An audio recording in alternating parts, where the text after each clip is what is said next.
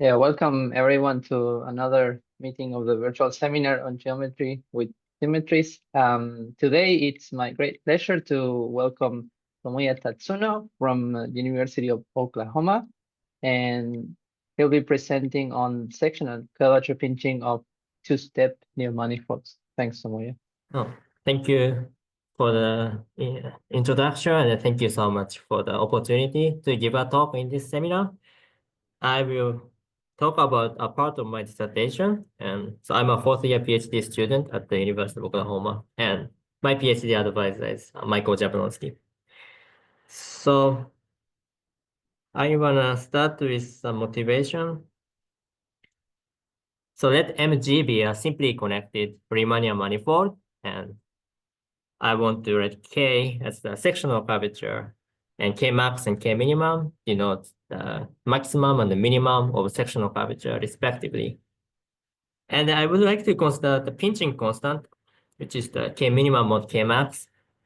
The reason we take ratio is if you rescale the metric, then the maximum and the minimum changes, but the ratio stays the same. So this is the invariant up to scaling. And so differentiable sphere theorem states the following. So first, if you have a positively curved manifold, you get this inequality.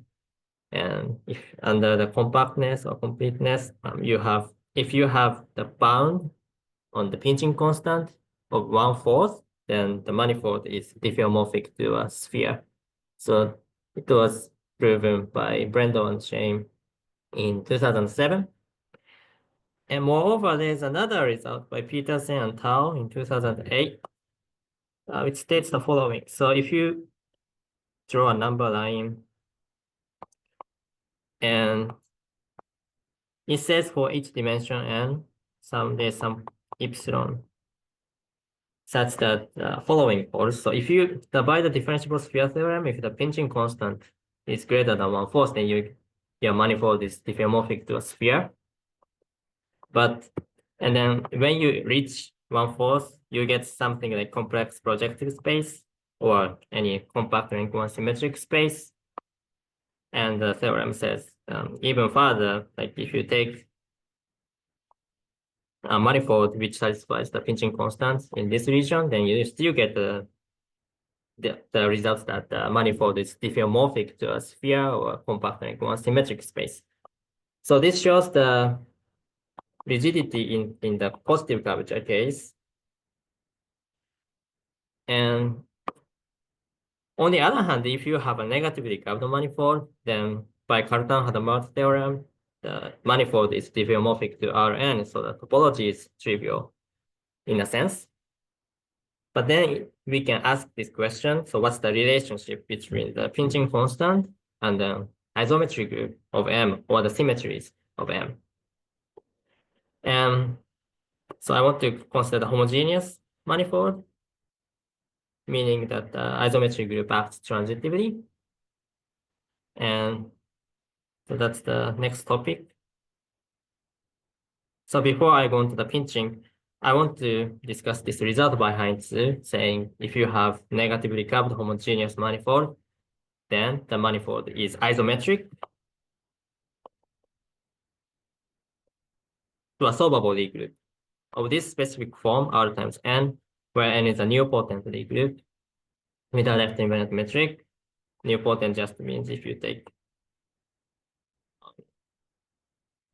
commutator the subgroup a lot, then you'll get trivial at some point.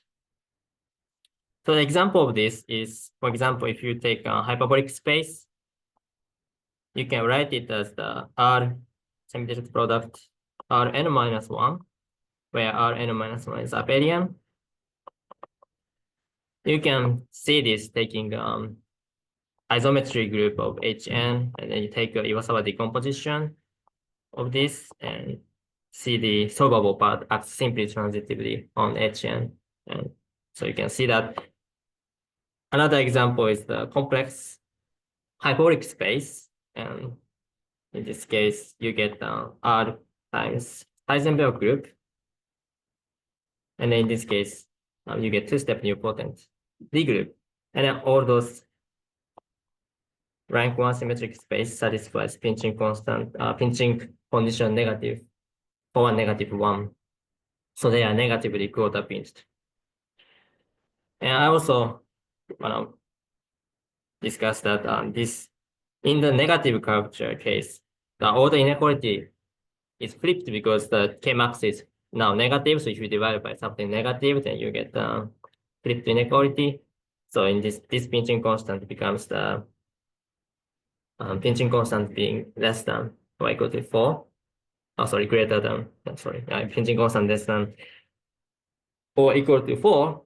And Eberlein and Heber in 1996, they classified homogeneous space with this pinching constant. And in particular, they showed a lot of things, but in particular, their result indicates that this n part must be two-step nilpotent regroup or abelian.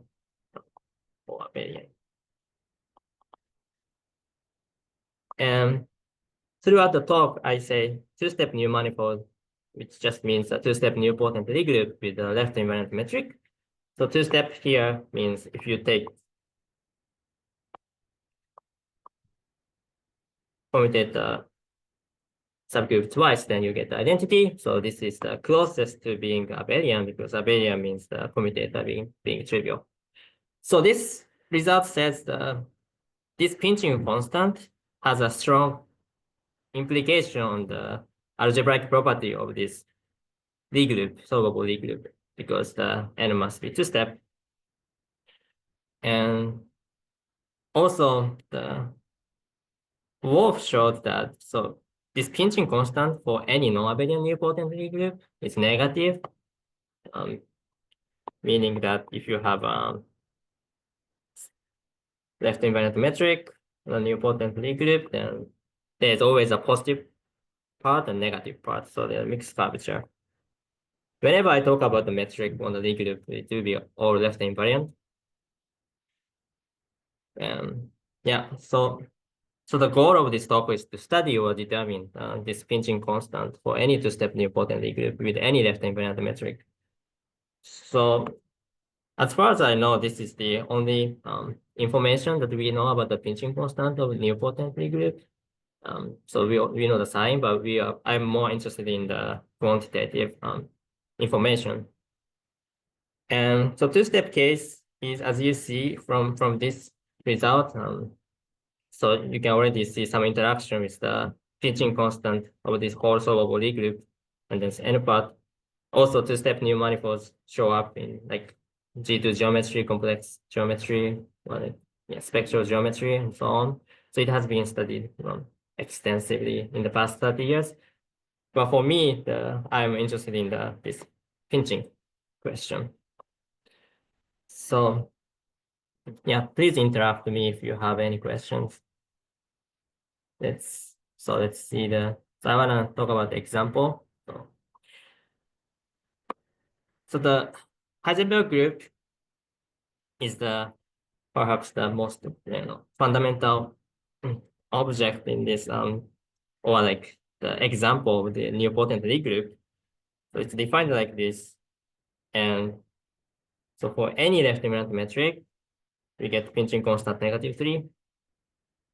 And for that, I wanna point out K minimum is -3/4, and K max is 1/4 for the Heisenberg group. And also, there's a unique left invariant metric up to isometry and scaling. So I say any, but really, if you find a pinching constant for one, then you know for everything else. And also, I want to point out that for any left invariant metric on the Heisenberg 3 cross this abelian Lie group, so this Rn minus is abelian, then you still get this pinching constant -3. So let me explain that. So the point is, this abelian part is flat, so this is gonna produce zero curvature. But since the maximum is positive and minimum is negative, so adding zero curvature does not affect the maximum and the minimum. So that's why the pinching constant stays the same.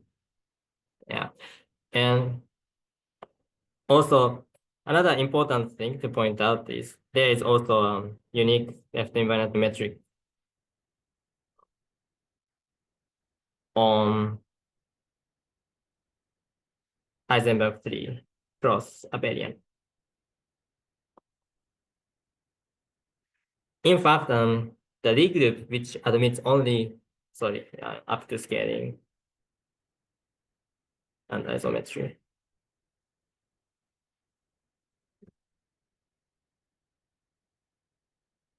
So in fact, there are only the two types of Lie groups. The low red shows that it's either the Heisenberg 3 cross abelian or the Lie algebra of hyperbolic space.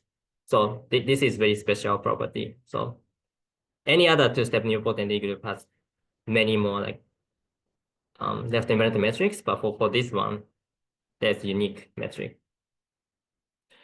So another example I want to show you now is the Heisenberg 3 over complex numbers. And in that case, with the Ricci-Solito metric, you get the pinching constant -3/2. So now, what's the Ricci-Solito? So Ricci-Solito is defined here, but really we should consider this as the best left invariant metric on a nilpotent Lie group. So in terms of the isometric group, so if you take isometric group of left invariant metric on Heisenberg 3C, the Ricci-Solito metric gives you the maximal isometry, and Gordon and Jablonski have results for the general manifolds. But I mean, in this case, we have this specific, the group and among all the left invariant metric. So you can think of Ricci-Solito metric is the best one. So also not no Einstein metrics exist because they are mixed curvature by result of Milnor, and also Lorette showed that Ricci-Solito is the closest on the nilpotent Lie group to being Einstein. So in this sense, Ricci-Solito metric is the best metric, and that gives you this number -3/2. So for now, I want you to see there are two numbers, -3 and -3/2. The result, so actually that's all you can get. So let n be any two-step nilpotent Lie group. Then for any left invariant metric on n, the pinching constant is in this compact interval. And this is already not true if you leave the world of nilpotent Lie group, because there exists a sequence of solvable Lie group with a left invariant metric such that this pinching constant goes to infinity. So you can already do this in the solvable case, so it's not bounded. But if you restrict to this two-step nilpotent case, then we have this nice bounds, and then both are achieved. One is achieved by Heisenberg 3, and the other is achieved by Heisenberg 3 over C. And moreover, these bounds are special. So this lower bound, -3, there's a non-rigidity, saying any two-step nilpotent Lie group admits uncountably many metrics with the pinching constant -3. And here I'm slightly lying. So there's a lie because actually, as I pointed out, this Heisenberg 3 cross Rn minus 3, this has a unique metric. So I mean as I said, that one also has pinching constant -3, but I'm saying everything else also admits this pinching constant -3, but there are uncountably many such things. And upper bound has a rigidity. So if you have two-step Nilmanifold which admits the metric with this pinching constant, then you can find Heisenberg 3C with a Ricci-Solito metric as a totally geodesic subgroup. So what I mean by this is you look at where the maximum is happening, and then you basically take a look at it, and you can actually find the Ricci-Solito submanifolds or subgroup, which is totally geodesic, and then the maximum is happening there. So that's why you can do this. And converse is also true, but I want to discuss it later. So I also want to point out, so these two more examples. If you take a 2n plus 1 dimensional Heisenberg, then you also get -3. And in this case, there are many left-invariant metrics, even up to isometry scaling, but you still get a lot. And then you still get this constant -3. And then similarly, if you take a dimension less than or equal to 5 or 2-step, you still get this. So somehow you can see the -3 is kind of more like that you can find them a lot, and -3/2 you can only find on special groups. I mean, there are not many two-step nilpotent Lie group of dimension less than or equal to 5. Like dimension 5 is maybe 3. Yeah, 3 isomorphism types. But there are uncountably many non-isomorphic two-step nilpotent Lie groups once the dimension is high. So I'll also discuss that later. So is there any questions about the statement? Yes. So in the rigidity part and the last part of the statement, yes, you don't need n to be simply connected. Just the rigidity condition on the curvature gives you a complex Heisenberg group inside the group. So actually, I usually assume simply connected. Yeah, let's do simply connected. So what's for sure true is in the Lie algebra level, you have this subalgebra because the curvature condition is local. Actually, I'm not sure if there's some lattice that you can model out and you cannot find the Heisenberg 3C. I'm not sure. Yeah. Let me assume. Yeah, thank you. Let me assume simply connected. Okay, thanks. Yeah. Okay, any other questions? Yeah, so for the rest of the talk, I wanna first discuss this non-rigidity part, why it's the case, and then go on to the rigidity part. So the key is to consider varying Lie brackets approach for this non-rigidity part. So this is used by many authors, and Lorette made it systematic and studied rich historical Nilmanifolds, for example, using this approach. So let me explain it here. So if you take the simply connected two-step nilpotent Lie group with a left-invariant metric, so all the curvature information is contained in the metric two-step nilpotent Lie algebra. So we can first think of this as a Lie algebra level. So I'm gonna talk about the curvature of pinching constant of metric Lie algebra, but that just means that of corresponding manifold. And moreover, if you choose an orthonormal basis, we may identify that the two-step nilpotent Lie algebra is modeled on the Euclidean space just by having linear isometry and then prove up the Lie bracket to this side. So now I want to define the space of two-step nilpotent Lie brackets as the following set, which is a set of the skew-symmetric bilinear forms, which satisfies this two-step nilpotent Lie brackets condition, which is just this condition. And so this is a fine variety. But throughout the talk, the topology I'm going to use is the Euclidean topology, not the Zariski topology. Yeah. And so there is a GLN action. And like this, the key is the orbit is the isomorphism class. It's the isomorphism class. And the key is that if you fix a Lie bracket and if you vary in a product, again, you can think of this as a geo action, but that's isomorphic to fix in a product and the value the Lie bracket. So here, this isomorphism as a metric Lie algebra means it's the algebra isomorphism that is also linear isometry. And in that case, it extends to a Riemannian isometry at the group level. So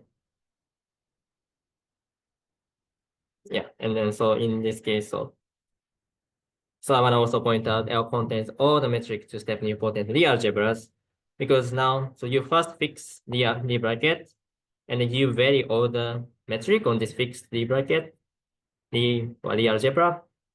But then that's actually the same thing as changing the Lie bracket. But this element is inside L. So that's why this L catches all the metric two-step nilpotent Lie algebras.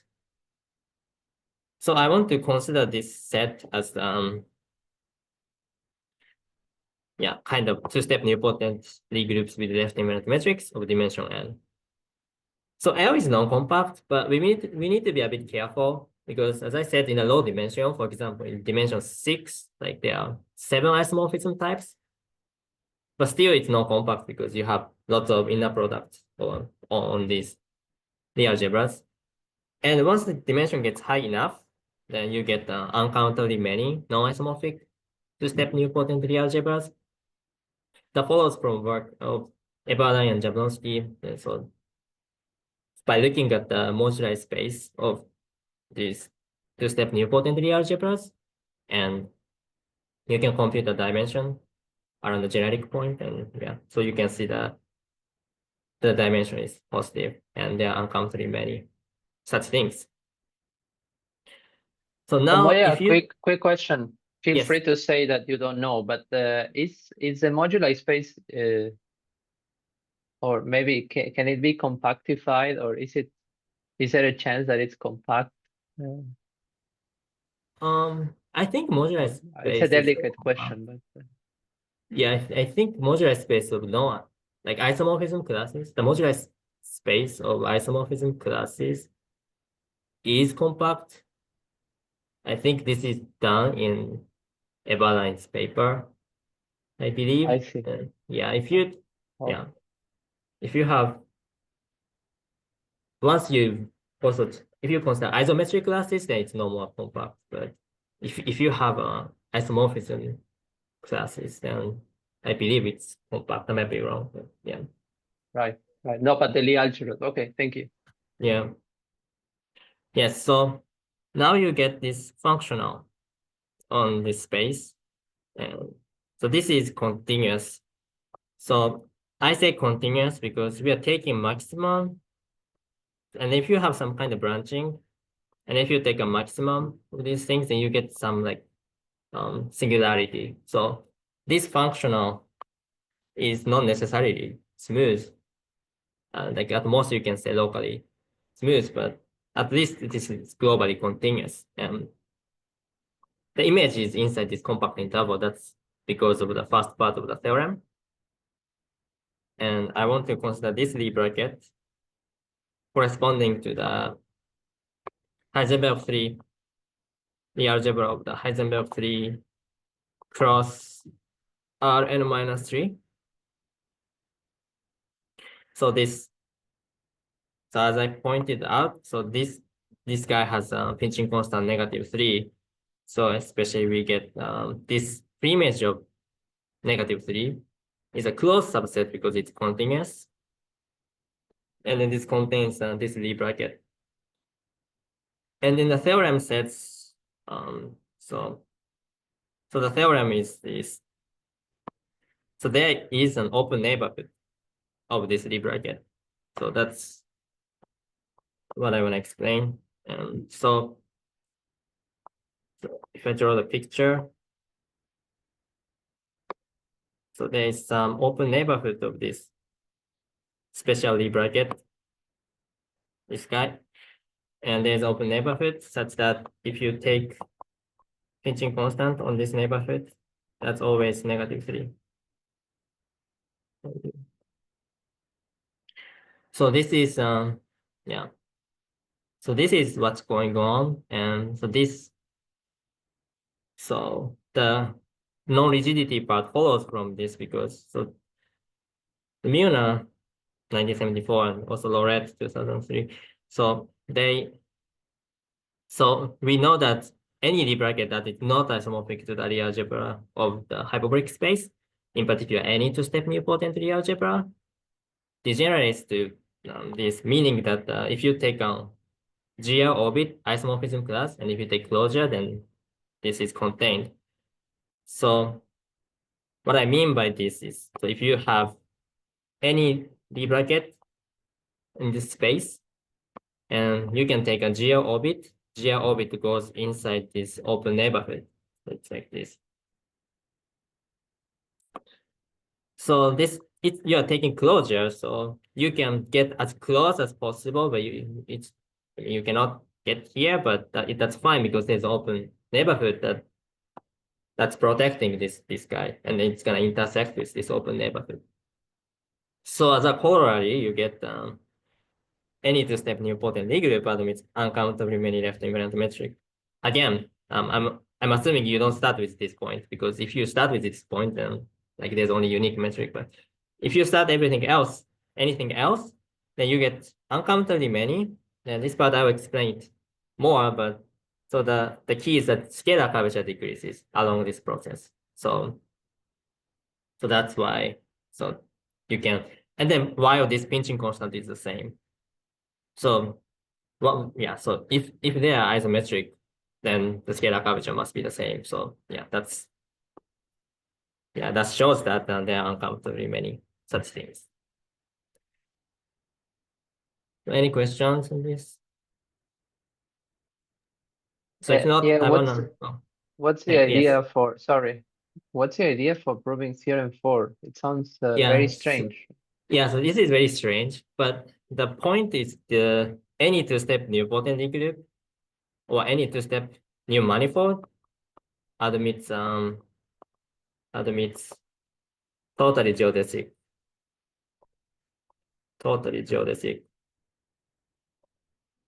Heisenberg 3 R.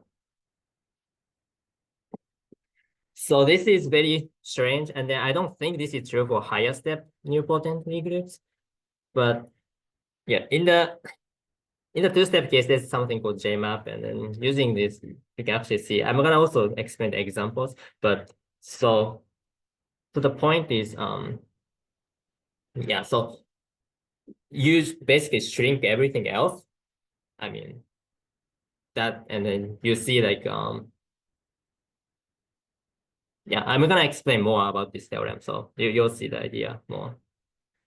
Yeah, so the example I wanna talk about is Heisenberg 3C. So I said any two-step nilpotent does this. So especially this special one also does this kind of thing. So let's look at this.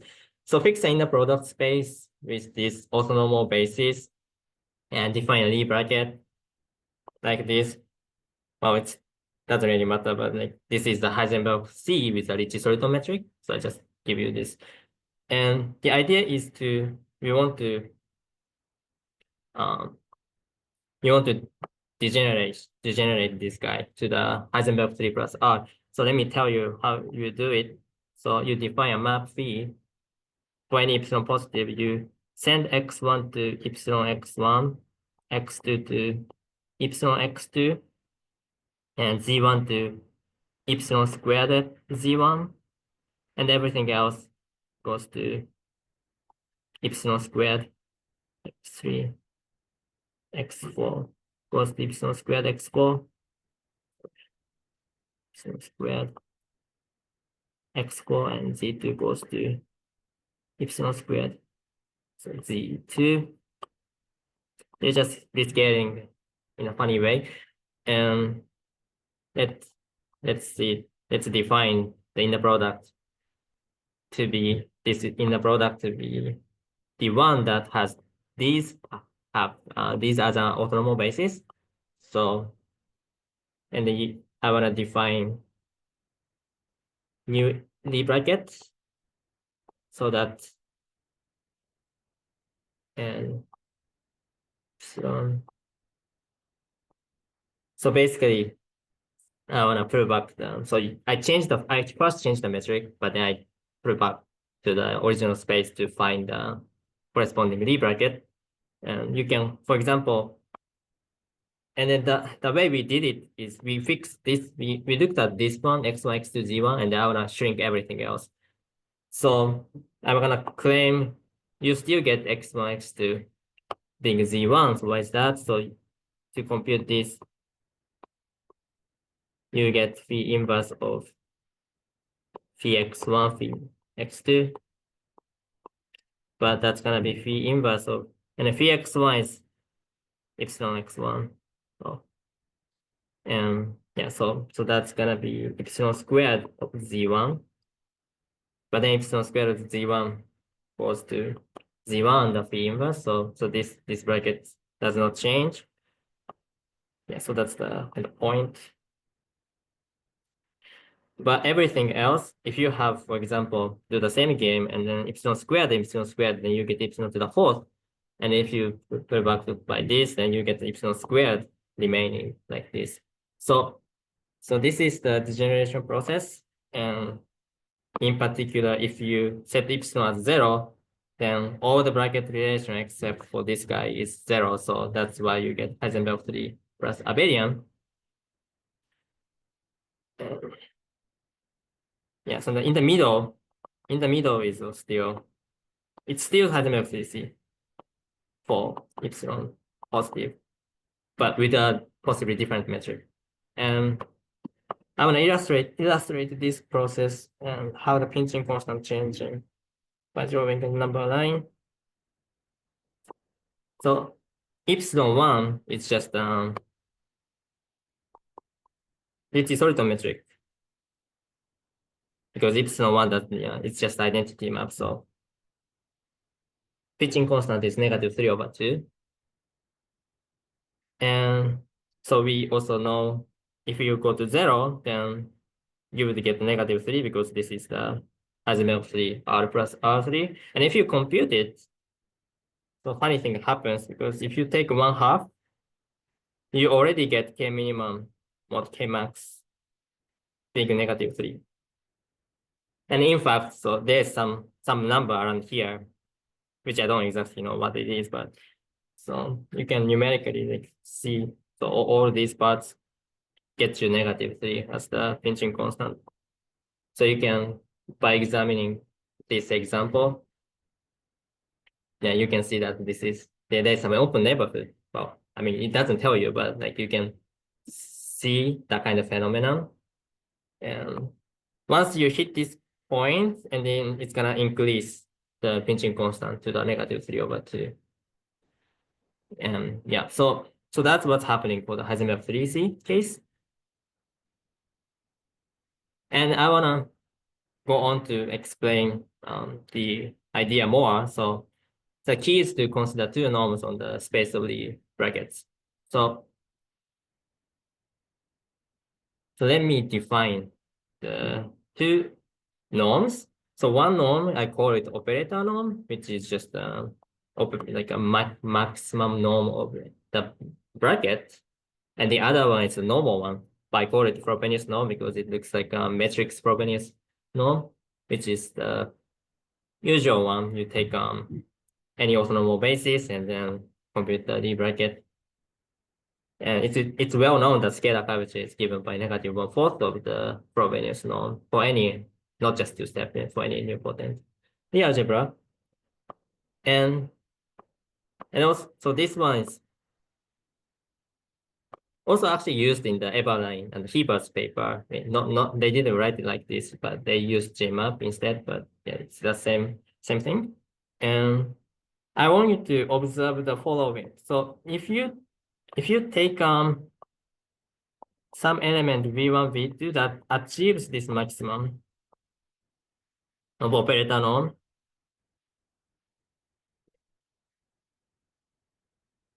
and I wanna extend this V1, V2 into the orthonormal basis of N,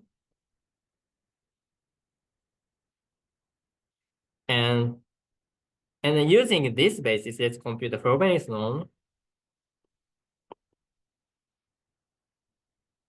But then like you have this part, like V1, V2, and V2, V1. And yeah, so this part is just just this operator norm. So you have 2 times operator norm squared plus the leftover, which is I is not 1 or 2, which means I is greater than 3 or j is greater than 3 of vi vj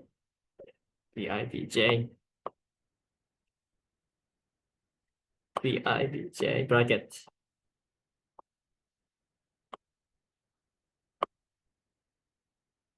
Yeah. So given this observation, and I want to consider this invariant. So from now on, I'm gonna write mu as the bracket. Yes. Yeah.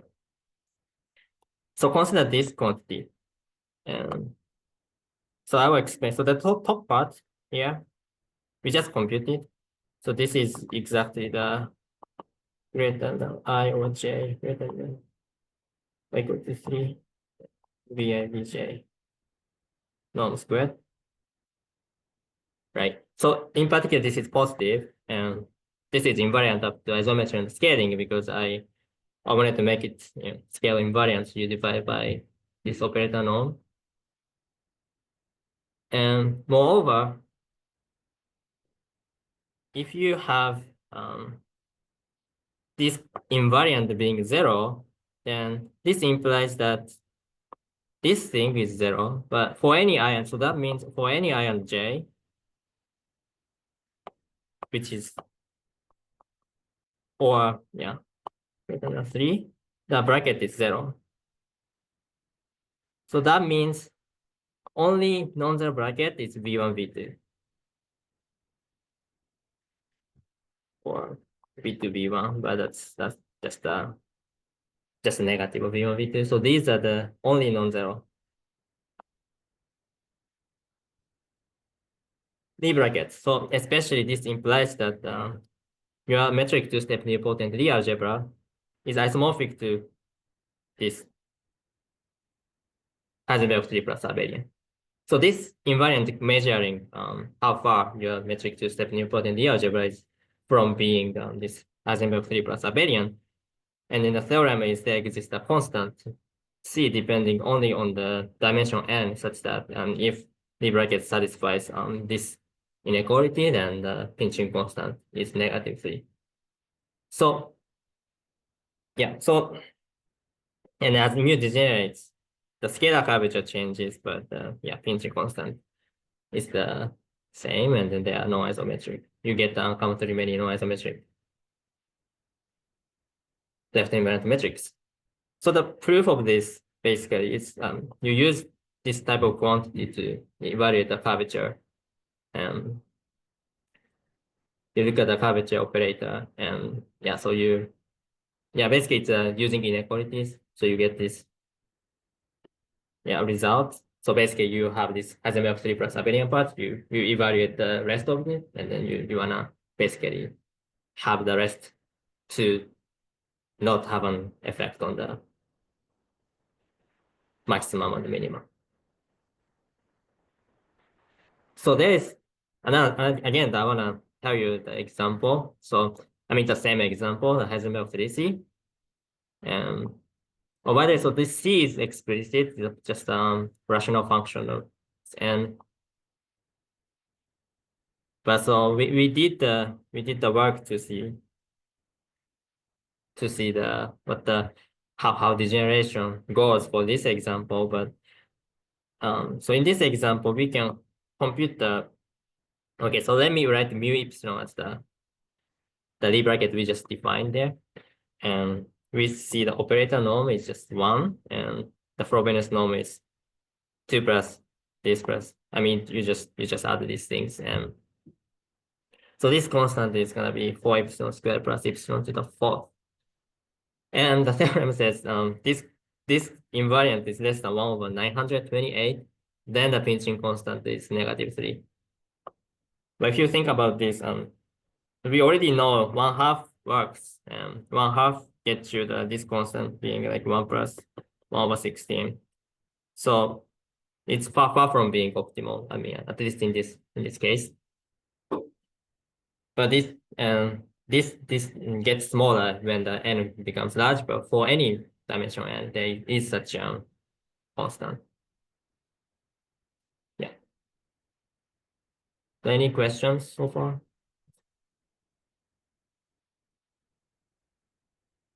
Yeah. Oh, okay. So I also want to mention, so the scalar curvature is given by this. Yeah. So, and now you can see this scalar curvature will be decreasing for sure. But yeah, that's why you can tell that all these metrics are not isometric up to scaling and isometric. So here's a summary of the results. So we've talked about this non-rigidity. So there's open neighborhood protecting this Heisenberg 3 plus abelian. And I wanna next talk about rigidity, but also I wanna give you an idea of like what those numbers are, like why do we have those numbers? So I wanna look at this Heisenberg algebra, and I'll just compute the curvature.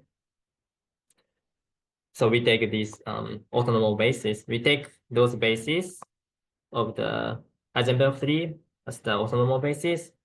I mean, there's really unique metrics, so it doesn't really matter. But yeah, we take this.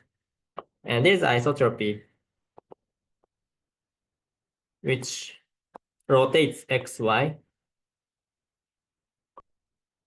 So this kind of S1 symmetry is special because if you take generic two-step nilpotent algebra with in a product, you basically you usually find like finite symmetry at most. Like you don't get this S1 symmetry, but in this case we have this symmetry, so you can use that to compute this curvature.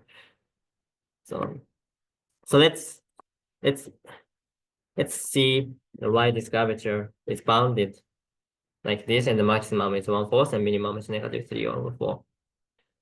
So your first any2 plane is this form, but since this has one-dimensional center, you can just kill this part to make the other vector looking like this. When using the rotation, you can make it y, but then you can subtract y, so you get you can assume the pi to be this form, and now it's just two parameters. It's easy to compute the curvature, and you get this expression under the constraint. But then this is now easy to maximize and minimize. Maximum is gonna be 1/4, and minimum is gonna be -3/4. And if you take a ratio, you get -3. And I want to point out the center, the Z1 term contributes the positive curvature, and the orthogonal complement of the center contributes the negative curvature. So that's basically the theme for this two-step Nilmanifold. And so here's maximum and minimum. So we just saw this, but then for the Heisenberg 3C, you get 1/2 as the maximum, but I want you to note that the minimum stays the same, -3/4. And also I'm assuming some kind of normalization. So to find this pinching constant, we basically do separate analysis of minimum and the maximum, but the minimum is always this. So it's very nice. Minimum is always -3/4. We need this scaling factor because we're not assuming normalization. And maximum varies from 1/4 to 1/2. And that's why the pinching constant is in this compact interval. And yeah, we have this rigidity saying, so now we know the minimum is actually, it's not that special in terms of the value because you basically have the same value here. So what we need to analyze is the maximum. And then if the maximum is this 1/2, then there exists totally geodesic subalgebra, meaning that the corresponding subgroup is totally geodesic, and that's Heisenberg 3C. And yeah, so I want to explain this, but before we go on, so I want to remark that this pi that achieves this K max to be this 1/2 is unique up to isometry. So this is a kind of special to play inside Heisenberg 3C. And so why is this the case? Okay, so let's let's assume you have a metric two-step nilpotent Lie algebra, and then the maximum is 1/2. Then what you do is you look at the pi, so that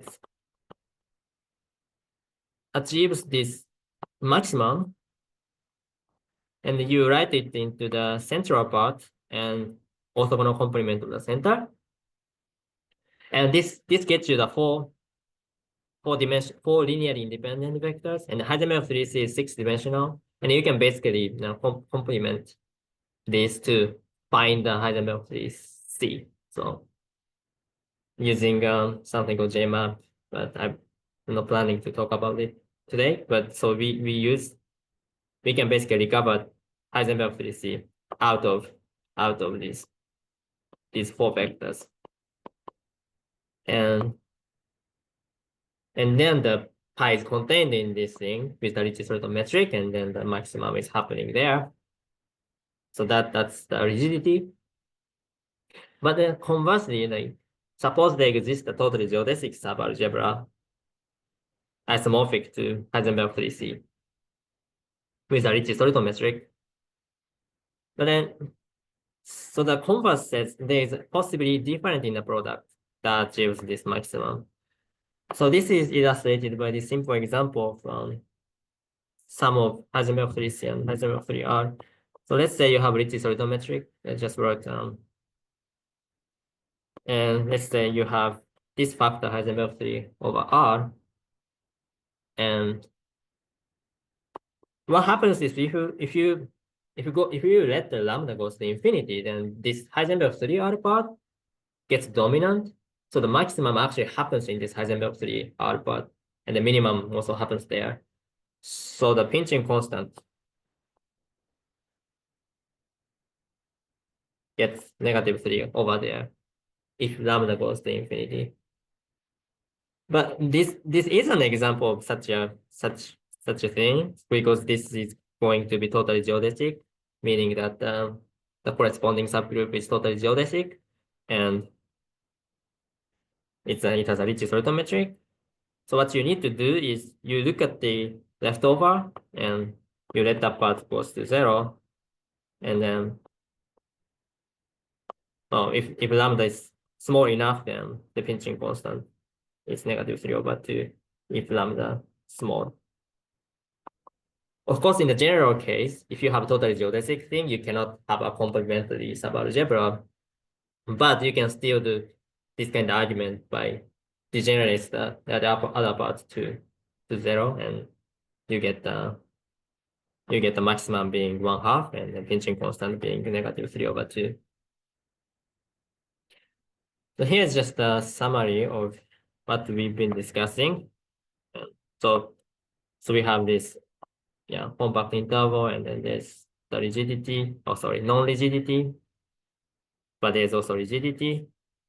And the last thing I want to mention is so in this case we had open set in this closed set, which is kind of weird, but so in this maximum case, if you take a preimage of -3/2, then this cannot have an open set, cannot contain an open set.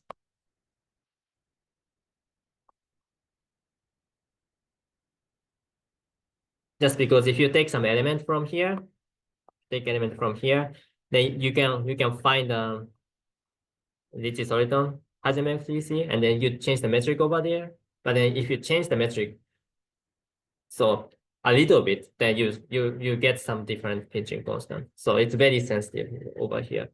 So that's why there's no open set. And yeah, that's what I wanted to say. So thank you for your attention.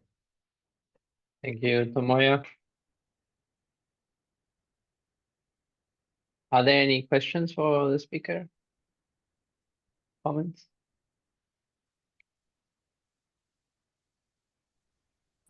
Yes. Tomoya, Yeah. the non-rigid part cannot be open because it is closed, right?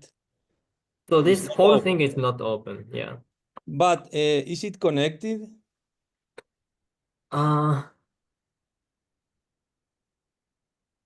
I have no idea. Yeah, I don't know if it's connected. Okay. So yeah, so yeah, I guess I was talking about this one connected component which contains this Heisenberg 3R cross R n minus 3. But then anything degenerates to this. So there's a path from any element inside this. Yeah, maybe the proof is showing is connected. But maybe I'm not fully sure. Yeah, I'm not fully Okay. sure. And about the rigid, which is, I don't know, it looks the most interesting one. Do you know, it would be nice to know abstractions to belong to this very special class. I don't know. Right. For instance, existence of a nil soliton. Do you have an example of a rigid for which there is no nil soliton, for instance? Oh, so you're asking if you take non-nil soliton, like the nilpotent algebra, which does not admit the nil soliton metric. Can a non-nil soliton be rigid? What's the meaning of rigid? Which one is it? The 3/2 or the is this having this 3/2? Right. The complex Heisenberg with the soliton metric as a totally geodesic subalgebra. It's like a very strange condition. And so I don't see, do you know any abstraction to be there? I don't really know. Yes. So this is, yeah, I don't really know. I mean, if you have, so you're asking if you can construct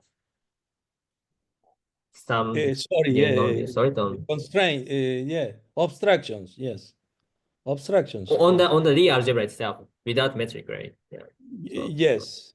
Yes, on a Lie algebra to intersect that, to have a Yeah, I'm not sure. Yeah, so this condition is, yeah. So it's as you say, it's not algebraic condition. So yeah, in fact, yeah, I don't know if it is, if you can do such a thing. Yeah, I'm not sure. And also cohomological, I don't know, Betty numbers. It's two-step, but there are things that, I don't know, one can ask to see how special is this rigidity. I see. Nice talk. But yeah, thank you. It's really just having totally geodesic view. So if you have a non-Nilsoliton metric, non-Nilsoliton Lie algebra, and if you just direct some Heisenberg 3C, then that's gonna achieve this pinching constant. But then this whole thing cannot be soliton, right? Because if you have product, if the whole thing is soliton, then the factor is going to be also soliton. So yeah, so for that question, yeah. So it's really easy to just construct this example because you can just sum up with the Heisenberg 3C. Right. Yes. Yeah. So, yeah, you can so sum a Tomoya, have you non-soliton. Okay. Yeah. And for instance, is there a 7-dimensional example which is not just to sum an abelian factor? Right. So 7-dimensional example is yeah, so you can concatenate stuff. So what I mean by this is, oh, okay, 7-dimensional example. Yeah. So just one more, but not an abelian factor. Okay, actually, it's a very good question because the quaternionic one, quaternionic of the dimension 7, that's degenerate to the Heisenberg 3C. So, well, I'm not answering any question there, but like this. So what I know you is mean like plus R or something I mean, the Oh, yeah, quaternionic plus one is R. dimensions. Yeah, plus R, yeah, thank you. Plus R. In the 7-dimension case, so you can't have 2-dimensional from center. Yeah, you cannot, yeah. Yeah, sorry, I don't know the example in the case where it's not abelian in dimension 7. Yeah, I should think about that.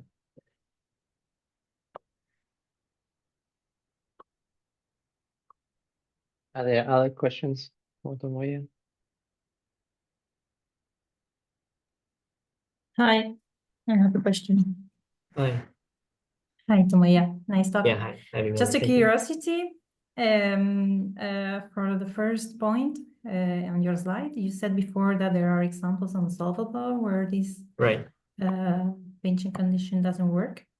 What right. happens for Nilmanifolds, the higher step? I mean, do you have examples or? Yeah, Nilmanifold is a higher No? step. I'm looking into this higher step case. And so I know for sure like you can go lower than this -3, for example, like this. Like even the 4-dimensional case, the pinching will break this -3. So that's kind of what's going on there. But I don't think the number is gonna be clean, or I don't know. Yeah. But you have an interval. You don't have this phenomena with the solvable that you had. Oh, you mean the solvable case?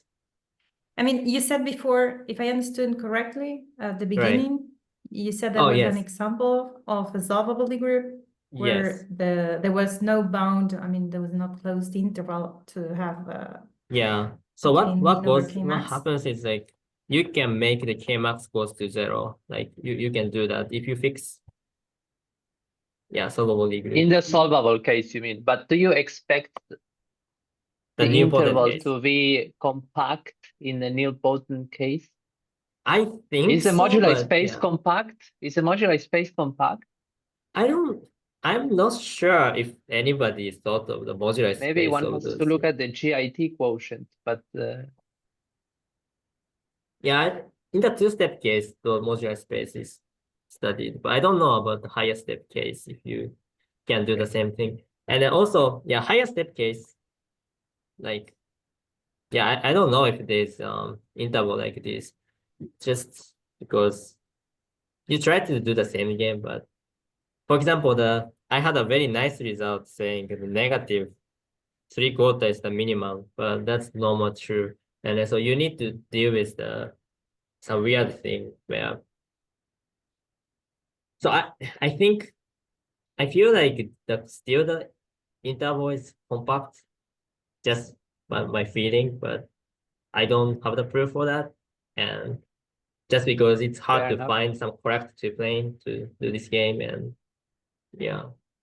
especially characteristically nilpotent case, and like I don't know. Yeah. Okay, thanks. Yeah, thank you.